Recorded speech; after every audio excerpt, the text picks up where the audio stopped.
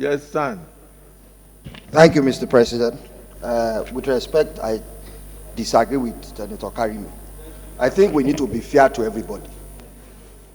There is before us an allegation that says certain steps are to be taken, which will culminate in demolition.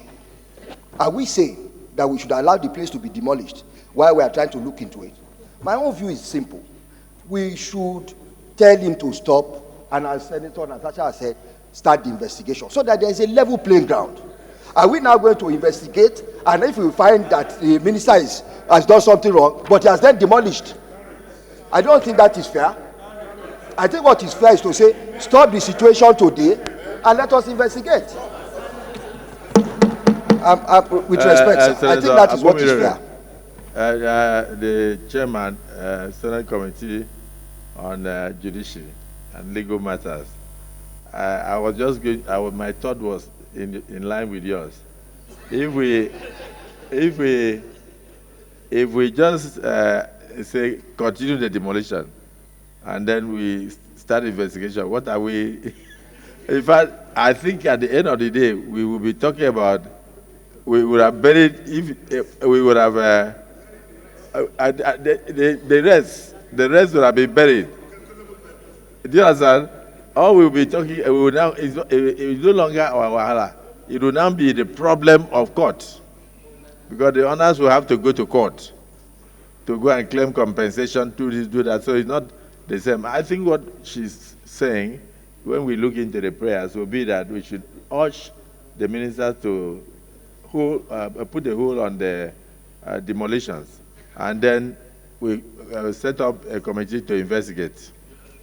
I think that should be the best thing. And then that committee will now invite the minister and the other people, then they will come and explain. Because we want to be sure that they are following the proper procedure and that the demolitions are not personal. It's important for us to satisfy ourselves that demolitions are in the best interest of Nigerians. I'll give you an example. When I was a minister, we had about 15 units of houses here in Abuja. And then the minister of FCT gave notice. They did not adhere to the notice, so he wanted to move in to investigate. It was so urgent that they wrote a petition and brought it straight to then President Buhari. And then President Buhari went through invited them, they came, so he invited the minister and said, what is this? And I think these were even military officers. So the minister appeared with a map and showed that all these structures were built on the drainage channels. And he turned to them and asked them, how long have you lived there?